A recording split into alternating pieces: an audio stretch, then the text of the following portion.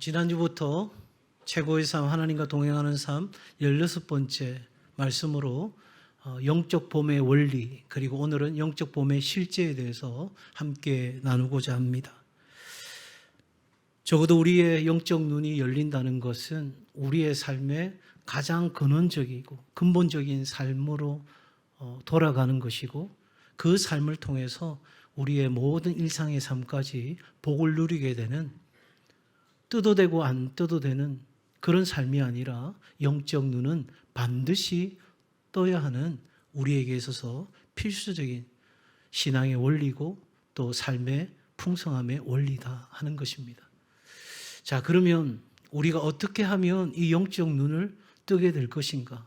지난주 우리가 보았던 것을 생각해 보면, 첫 번째, 예수님이 누구신지를 바로 볼 수 있어야 된다.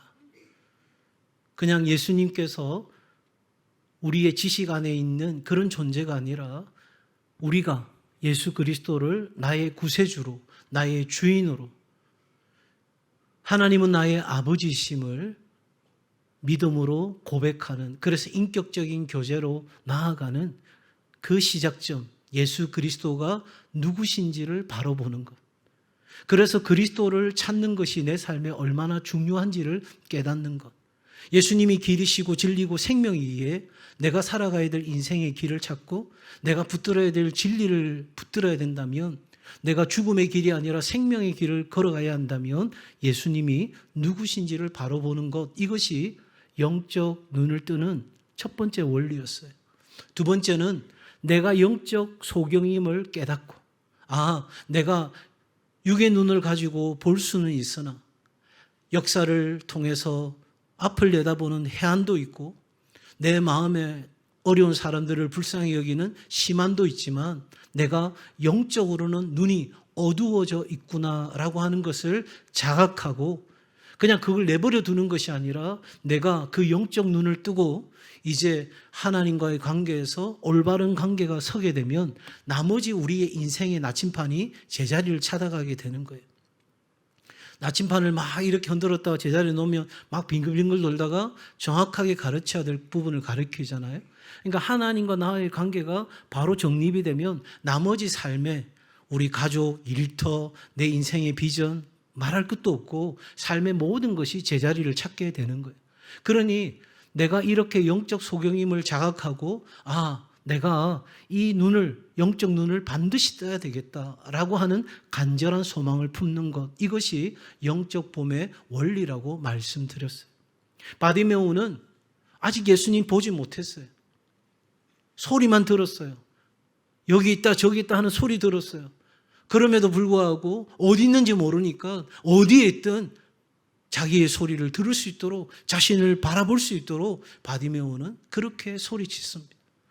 그 마음 안에 예수님 만나면 내 인생이 달라진다. 예수님 만나면 내가 근원적인 삶의 치유 회복이 일어난다는 확신을 갖고 있었던 것이죠.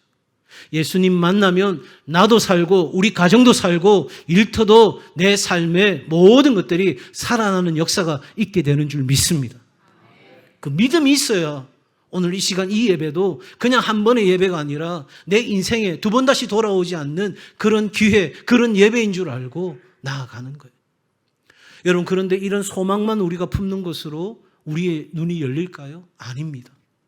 우리에게는 행동이 뒤따라야 한다는 것이죠. 생각하는 소망은 꿈에 불과한 겁니다. 여러분, 꿈과 비전은 다른 거예요. 꿈은 내가 원하는 거예요. 누구나 꿈꿀 수 있어요.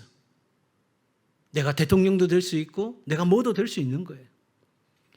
어릴 때 동네 분들이 저한테 물었던 게 있어요. 창호야, 너는 커서 뭐가 되고 싶니? 통이 되고 싶어요. 드럼통 말고요. 해석인즉슨 대통령이라는 말을 못해가지고 통이라고 했대요. 통. 제가 적어도 어릴 때 그 정도 꿈을 갖고 있던 사람이에요. 네. 그런데 대통령보다 나은 목사를 하고 있는 거죠. 아무도 아멘을 안 하시네. 여러분, 꿈은 누구나 꿀 수 있어요. 그런데 그 꿈이 비전이 되기 위해서는 반드시 두 가지가 따라와야 돼요. 시각화되고 구체화되어야 되는 거예요. 내가 그 꿈이 이루어졌을 때 그 모습. 그래서 흔히 일반적인 사람들이 미래일기라고 이야기하잖아요. 10년이 지나고 20년이 지난 그 시점, 내 꿈이 이루어진, 내 비전이 이루어진 그날을 생각하면서 미래일기를 적어보는 거예요. 여러분, 그러면서 동시에 구체화되는 것이 필요한 거예요. 그래서 단기적인 계획, 장기적인 계획을 세워가면서 우리는 실천에 옮기는 일이 필요한 거예요. 우리는 소망을 갖습니다. 모든 가능성이 사라졌음에도 하나님은 역사하실 수 있고 하나님은 계속해서 일하시고 있다는 그 소망이 있기에 우리에게는 여전히 바랄 수 있는 것들이 일어나게 되는 거예요. 그런데 그 소망은 우리에게 뭘 요구하냐면 행동을 요구하는 거예요.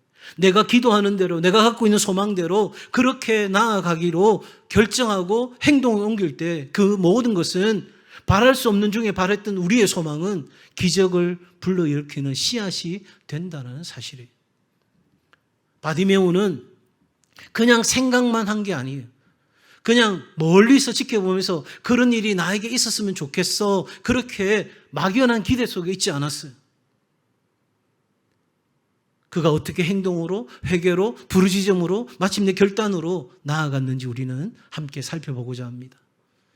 첫 번째로 여러분, 우리가 생각해야 될 것은 소망을 즉시 순종의 행동으로 옮기는 거예요. 여러분, 순종에는 세 가지 중요한 원리가 있어요. 즉시로, 온전히, 기쁘게. 세 가지가 뭐라고요? 즉시, 온전히, 기쁘게. 우리가 무언가를 순종한다면 즉시로 행하는 거예요. 그것도 온전히 행하는 거예요. 이건 하고 저건 안 하는 게 아니라 하나님의 말씀이면 모든 것에 이해가 됩니다. 그리하여 온전히 순종하는 거예요. 그것도 어떤 것으로? 기쁨으로, 즐거움으로. 이것이 순종입니다. 자, 여러분, 이 소망을 즉시로 순종으로 옮기는 데 있어서 우리에게 아주 중요하게 생각해야 될 한 가지가 있어요.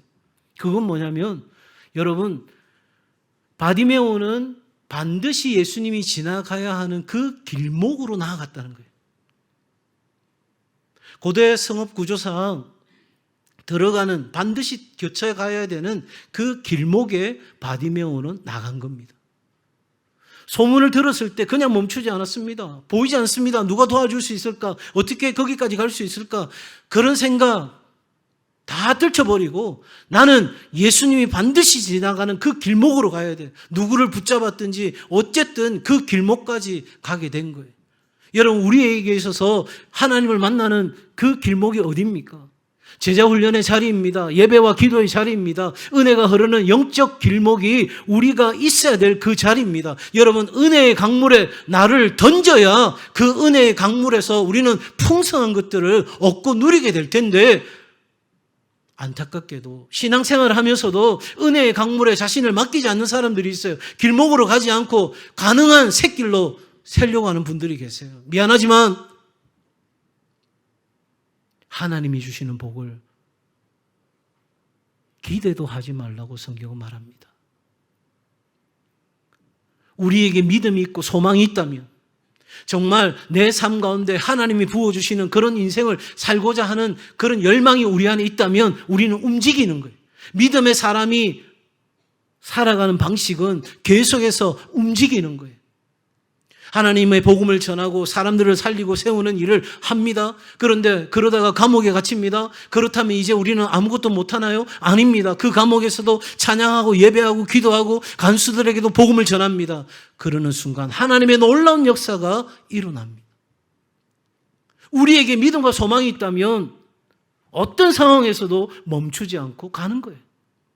잠시는 어려워서 힘들어서 우리에게 번아웃이 찾아와서 엘리야처럼 멈출 수도 있겠죠. 그러나 하나님은 먹이시고 재우시고 먹이시고 한 뒤에 다시 뭐하게 하셨어요? 40일 40주야를 뛰어가게 하십니다. 사도 바울도 고백합니다. 나의 달려갈 길과, 그는 몸이 아팠습니다. 너무너무 힘들었습니다.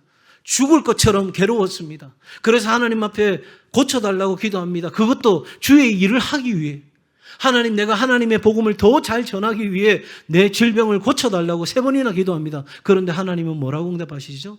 너의 은혜가 내게 족하다. 내가 아프고 내가 힘드니 날마다 순간마다 내가 누구 의지할 수밖에 없어요? 하나님 의지할 수밖에 없어요. 하나님이 도와주시면 한 걸음 가는 거예요. 하나님이 붙들어 주시면 또 한 걸음 가는 거예요. 그러니 날마다 하나님과의 깊은 교제 가운데 있을 수밖에 없는 삶이에요. 그러나 한 가지 공통된 것이 있어요. 멈추지 않았습니다. 하나님의 은혜가 흐르는 그 은혜의 강물 위에, 그 은혜의 길목 위에 서고 던지고 그렇게 주님을 만나는 자리로 나아가는 것이 영적 봄의 첫 번째 중요한 실제입니다. 믿음은 지적 동의가 아닙니다. 귀신들도 아는 거예요. 예수님이 누구신지 귀신도 아는 거예요. 마치 여러분 믿음을 우리가 이수신 장군도 알고 세종대왕도 아는 것처럼 그렇게 내가 하나님을 압니다. 예수님을 압니다. 여러분 그건 진정한 참된 믿음이 아니에요. 참된 믿음은 지식에서 끝나는 것이 아니라 우리의 발을 내딛는 결단이 일어나는 거예요.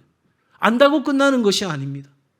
나의 전 인격을 걸고 나의 전 생애를 걸고 그리스도께로 나아가는 것입니다. 그러니 여기에는 여러분 거룩한 도전과 모험이 우리에게 기다리고 있는 거예요. 사람들은 그 방식대로 살아가지 않아요. 그런 모험 도전 하지 않아요. 눈에 보이는 것대로 삽니다. 그래서 눈에 보이는 것이 있으면 행복하고 없으면 불행하다고 생각됩니다.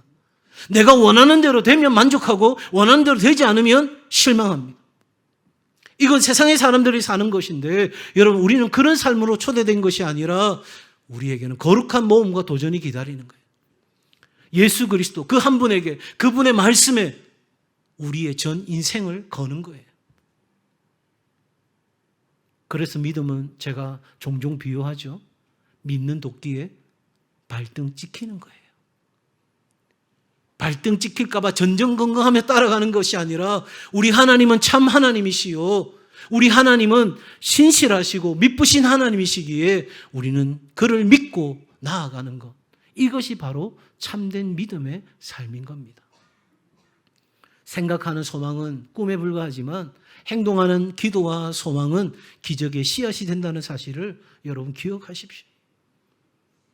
아무리 내가 훌륭한 연주자가 되고 싶고 내가 멋진 가정을 이루고 싶고 내가 정말 많은 사람들에게 좋은 것을 흘려보내는 사람이 되기 원하는 것, 그것은 다름 아닌 오늘 내가 믿음으로 첫 발을 내딛는 바로 거기서부터 시작된다는 사실입니다. 두 번째로 여러분 우리가 이렇게 은혜의 길목으로 나아가서 하나님을 만나기를 원하고 믿음으로 반응하고 나아갔다면 두 번째, 여러분 번제단에서 우리의 자아를 완전히 태워야 한다 하는 것입니다. 한마디로 말하면 전심전력하여 전부를 다하여 하나님 앞에 나아가는 거예요. 대충 적당하게 이것도 하고 저것도 하면서가 아니고 이것이 내 삶에 가장 우선되는 것이 되어야 한다 하는 것입니다. 성막을 한번 생각해 보시면 그 성막의 울타리는 지금의 수치로 보게 되면 한 2.5m 정도 되는 거예요. 그리고 문은 그 성전 지성소까지 들어가는 문은 오직 하나입니다. 밖에서는 안이 절대 보이지 않는 성막입니다. 무슨 말입니까? 내 방식과 내 노력으로는 그 하나님의 문을 열 수가 없는 거예요. 내가 그 울타리를 내 마음대로 넘어가서 그렇게 들어갈 수 있는 곳이 아닙니다. 또한 문이 하나라는 것은 우리가 하나님을 만나는 길은 여러 갈래 길이 있는 것이 아니고 오직 예수 그리스도 한 분이십니다. 그러므로 우리가 그 하나님을 만나는 문으로 들어가기 위해서는 믿음으로 나아가는 것이 우리의 삶의 시작인 거죠. 이 말의 의미가 뭐냐? 여러분 번제를 드리는 것을 생각해 보면 알 수 있습니다. 1년 동안 키운 양의 머리에 손을 얹어 죄를 전가시킵니다. 나의 모든 죄를 이 양에게 전가시킵니다. 그리고 자신의 손으로 칼을 들어서 피를 흘립니다. 그리고 가죽을 벗기고 더러운 것을 진 밖에 버립니다. 고기와 내장을 불 위에 올려 제가 되게 하는 것, 이것이 바로 번제입니다. 하나님은 우리가 하나님을 만나는 자리로 나아가는 데 있어서 이 번제와 같이 우리가 온전하게 우리 자신을 태우기를 원하십니다. 왜 그래요? 이 죄에 대한 철저한 회개가 우리 가운데 필요한 거예요. 적당한 회개가 아니고 하나님 앞에 기억나는 것이 있다면, 또 기억나지 않는 것인데 성령께서 깨닫게 하시는 것이 있다면 교회 속에서 우리는 그 죄의 문제를 들고 가야 되는 거예요. 그때마다 원수는 우리에게 말합니다. 봐라, 너는 이렇게 엉망진창이잖아. 너는 또 이렇게 죄를 지었잖아. 습관적으로 죄를 짓잖아.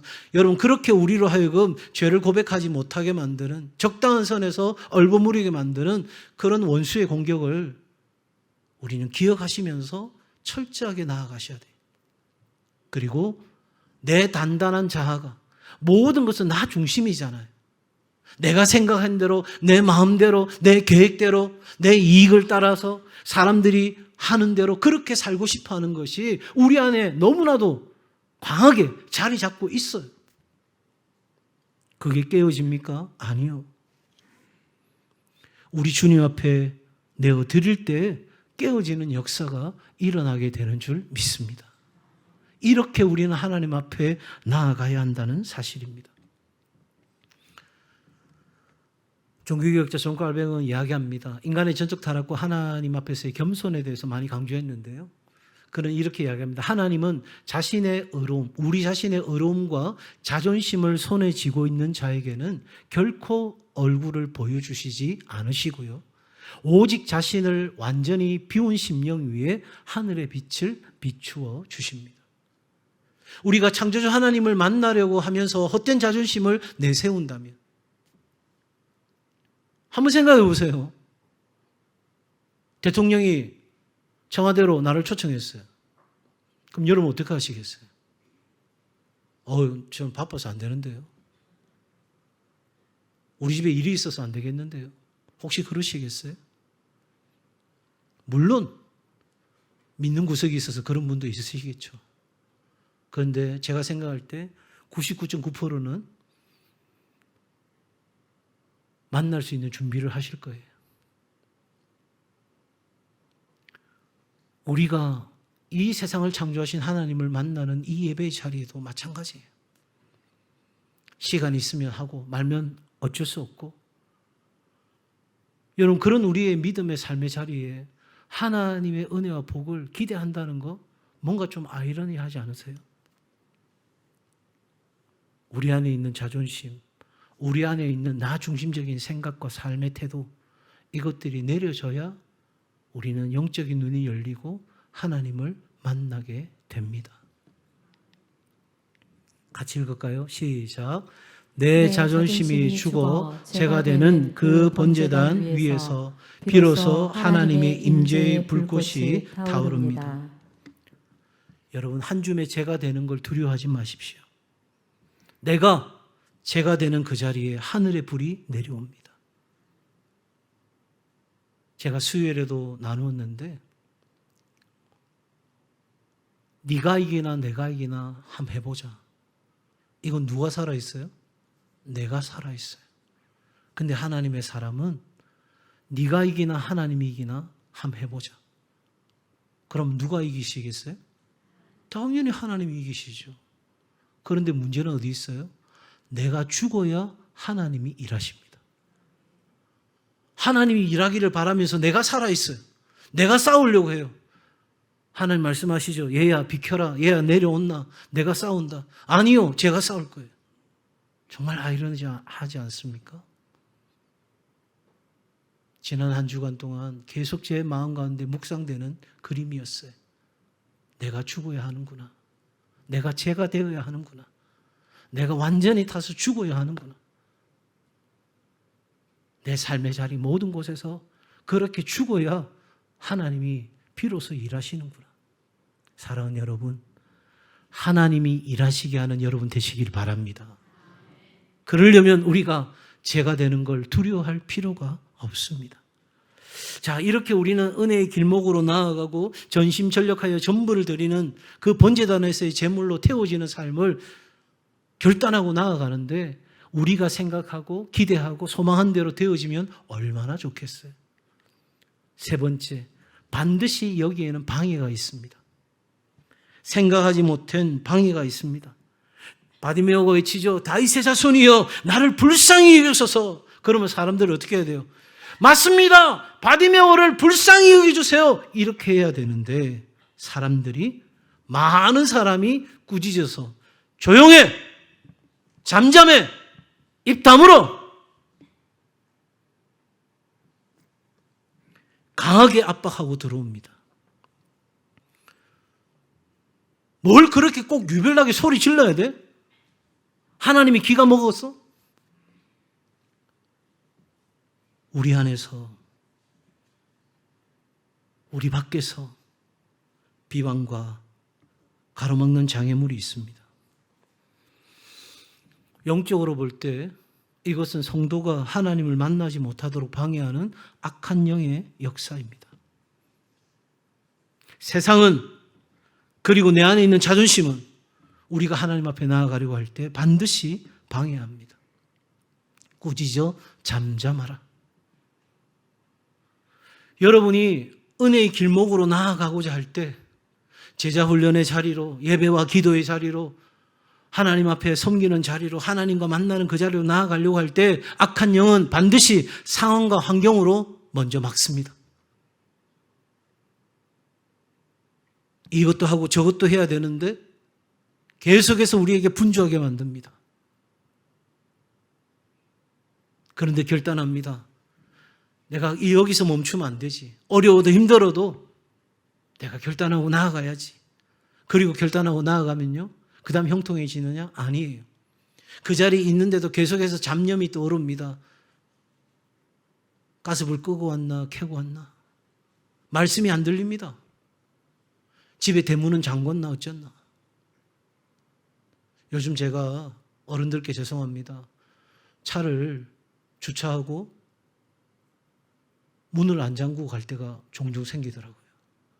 그나마 기가 막힌 건 폰에 문이 안 잠겼습니다. 연락이 온다는 거죠.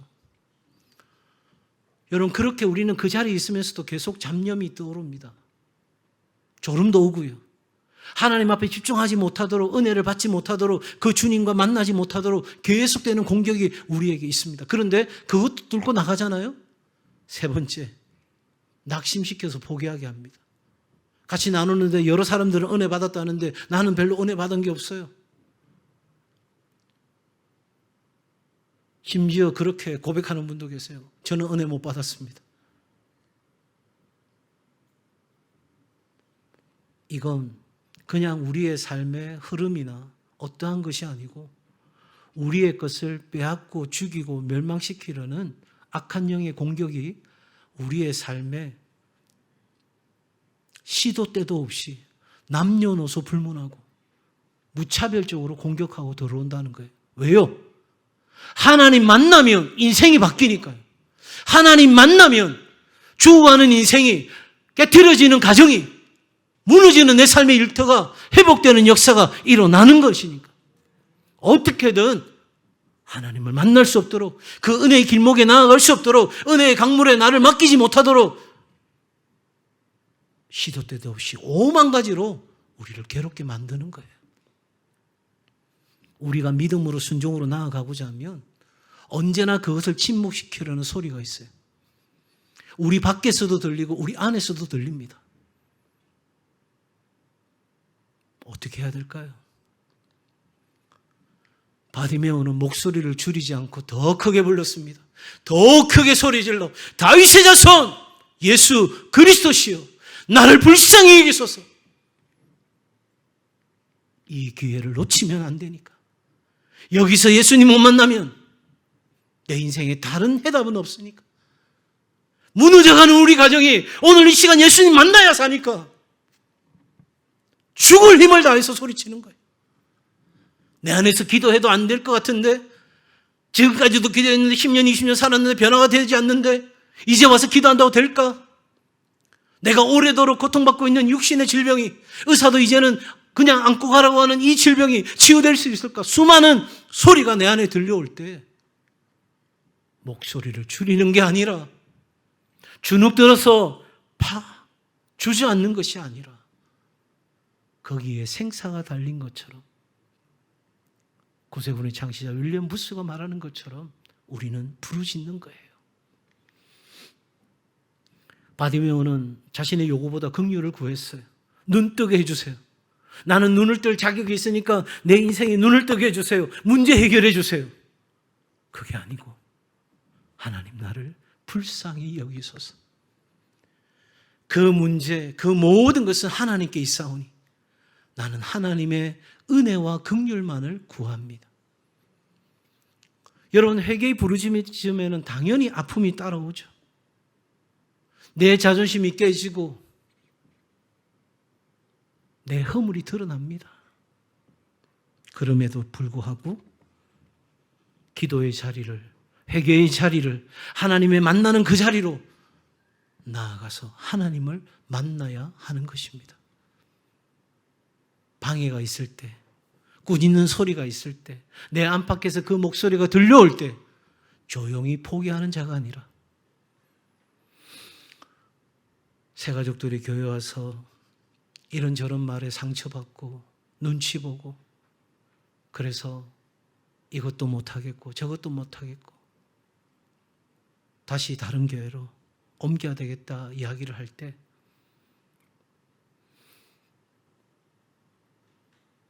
우리 새가족들에게 제가 하고 싶은 말이 있어요.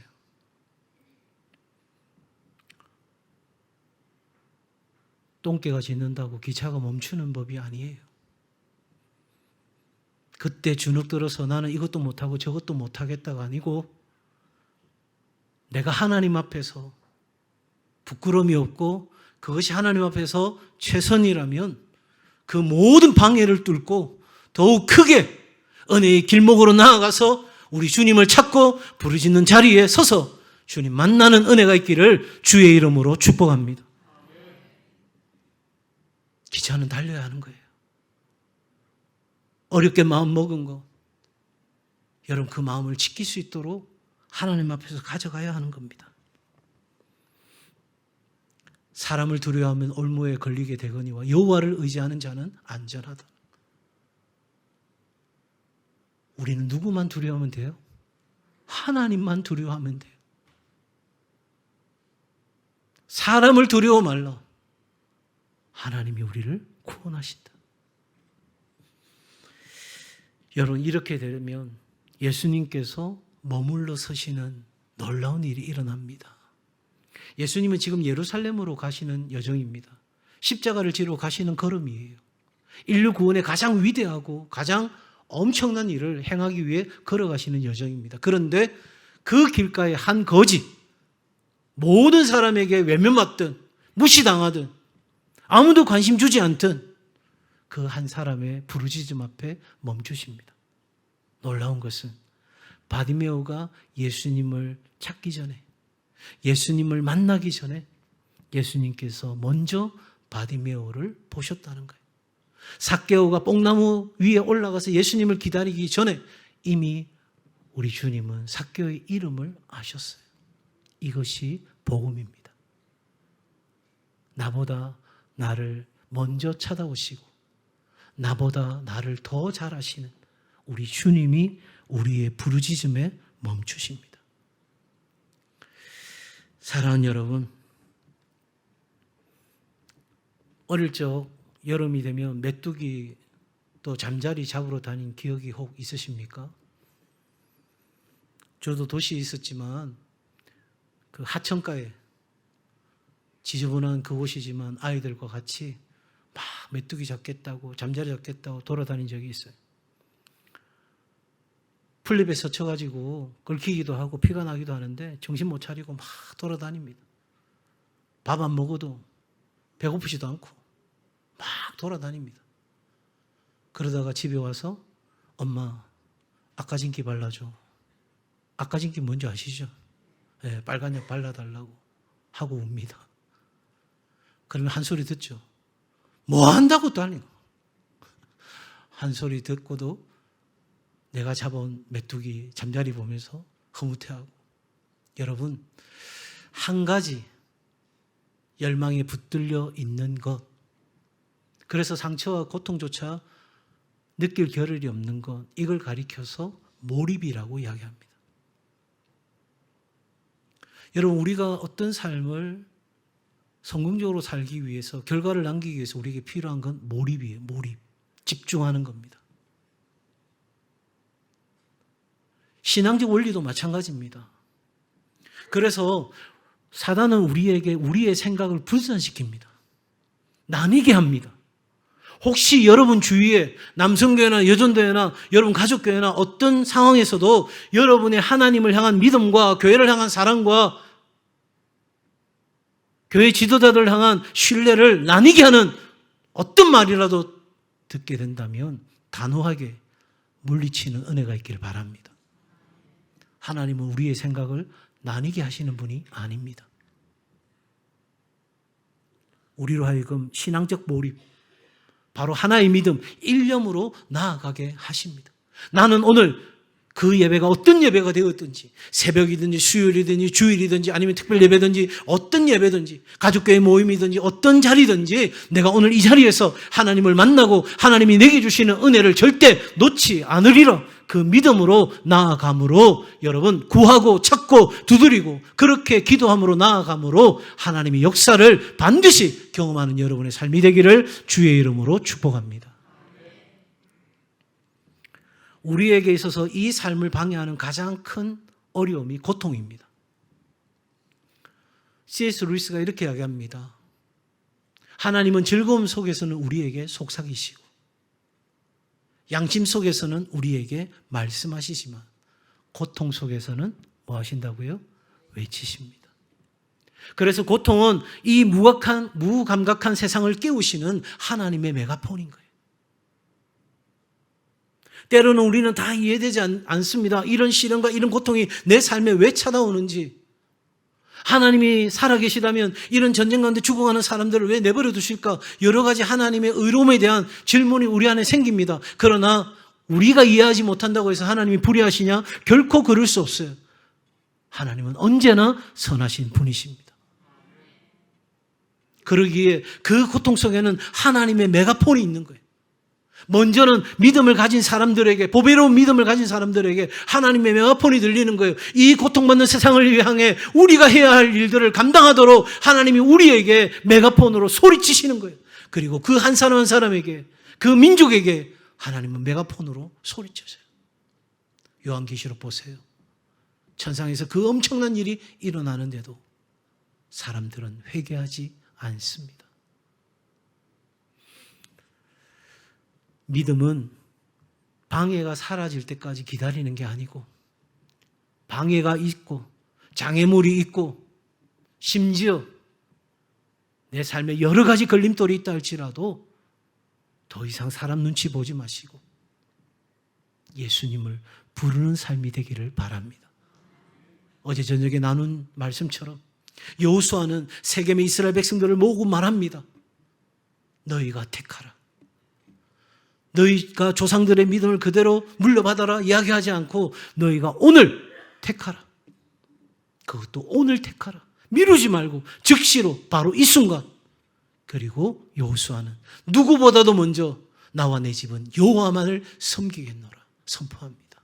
사랑하는 여러분, 우리의 삶에 어떤 방해가 있다 할지라도 하나님을 만나기 위해 믿음으로 더 크게 부르짖고 은혜의 길목으로 나아가는 여러분 되시기를 바랍니다. 같이 합니다. 시작. 방해와 고통의 소리보다 내 부르짖음의 소리가 클 때 마귀는 물러가고 주님은 머물러 서신다.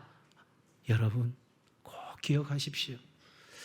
마지막으로 우리가 하나님을 만나는 영적 눈을 뜨기 위해서는 세상의 겉옷을 던지고 오직 예수를 따라가는 결단이 우리 가운데 있어야 하는 것입니다. 겉옷을 내버리고 뛰어 일어나 예수께 나아오거늘 성경은 말하죠. 여러분, 이 바디메오에게 겉옷은 생존을 위한 가장 중요한 도구였어요. 아무것도 없는 거지에게 이 겉옷은 자신이 누군가의 도움을 받고 구걸을 통해서 살아갈 수 있는 자기의 신분을 증명하는 전 재산이기도 한 것이었습니다. 그런데 그 겉옷을 내버렸어요. 예수님 만나면 나는 100% 눈을 뜬다는 확신. 다시는 겉옷을 입고 구걸할 필요가 없다는 믿음의 확신. 여러분, 그 완벽한 확신이 있었기에 잘 한번 생각해 보세요. 여러분 같으면, 지혜로운 여러분 같으면 어떻게 하시겠어요? 겉옷을 버리시겠어요? 저 같으면요, 겉옷을 들고 뛰어 일어나 예수께 가겠어요? 왜? 못 고치면 다시 겉옷을 입어야죠. 그렇지 않아요? 그게 똑똑한 거잖아요. 그게 세상 사는 방식이잖아요. 그런데 바디메오는 우리에게 믿음의 원리를 보여줍니다. 믿음은 예수 그리스도께 내 인생의 100%를 거는 거예요. 망하면 망하는 거예요. 죽으면 죽는 거예요. 그리 아니하실지라도 내 눈이 뜨게 되지 않는다 할지라도 우리 주님은 내 인생의 해답이시다. 내 인생의 해답이시다.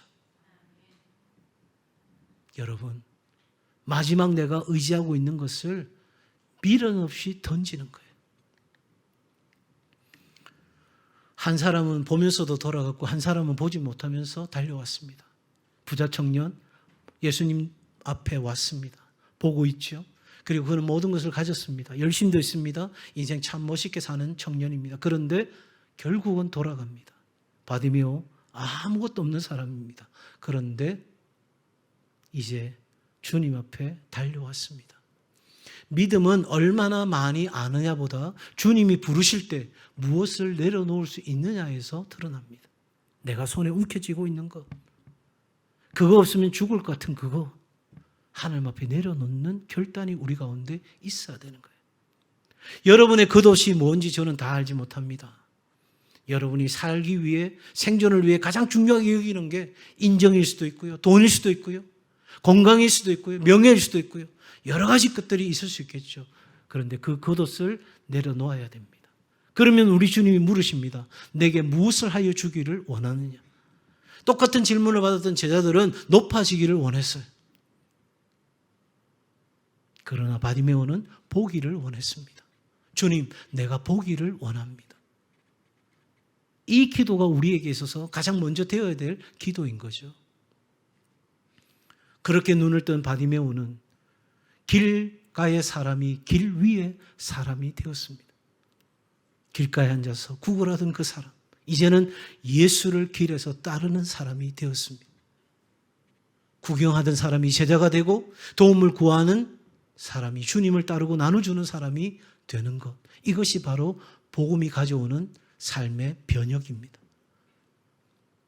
이 겉옷에서 저 겉옷을 입는 체인지가 아니라 근원적인 삶의 변혁이 일어나는 것, 트랜스포메이션. 바로 복음은 그 변혁을 일으키는 거예요. 은혜는 우리의 눈을 뜨게 합니다. 긍휼히 여기시는 하나님의 그 놀라운 사랑과 은혜는 우리의 눈을 뜨게 합니다. 그 이후에 제자의 삶을 산다는 것은 예수님을 따라가는 데까지 나아가는 것입니다. 우리 같이 한번 할까요? 영적인 눈이 시작. 영적인 눈이 열리면 환경이 먼저 달라지는 것이 아니라 환경을 바라보는 내가 달라집니다. 두 번째요. 버린 겉옷의 무게만큼 영의 눈이 열리고 내려놓은 자아의 크기만큼 주님과 동행하게 됩니다. 육체의 눈은 언젠가 어두워지고 흙으로 돌아갑니다. 그러나 하나님이 열어주신 영적인 눈은 영원한 하나님의 나라를 바라보게 하고 날마다 순간마다 우리 하나님과 동행하는 진정한 승리의 삶을 우리에게 가져다 주는 것입니다. 여러분, 2주간 우리가 함께 살펴보았던 믿음의 여정, 5가지 동사로 정리할 수 있습니다. 들었습니다. 들어야 합니다. 말씀을 들어야 합니다. 거기에 믿음이 생깁니다. 그리고 그 믿음으로 우리는 외쳐야 합니다. 문제가 그대로 있다 할지라도 그 문제 속에 이미 일하고 계시는 하나님을 기억하면서 하나님의 역사를 믿음으로 우리는 강하게 외쳐야 합니다.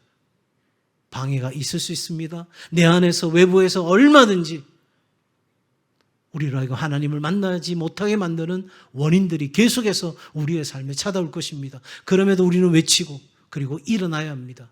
더 나아가서 보고 따르는 이 삶의 놀라운 변화가 우리 모두에게 있기를 바랍니다. 최고의 인생은 많이 보고 많이 가지는 인생이 아니라 제대로 보고 온전히 따라가는 인생이라는 것을 꼭 기억하시면 좋겠어요. 그래서 우리의 기도를 이렇게 바꾸면 좋겠습니다. 제가 앞에 거 읽으면 여러분 뒤에 거 읽어주시면 좋겠어요. 주님, 더 많이 갖게 해 주옵소서. 주님, 더 분명히 보게 해 주세요.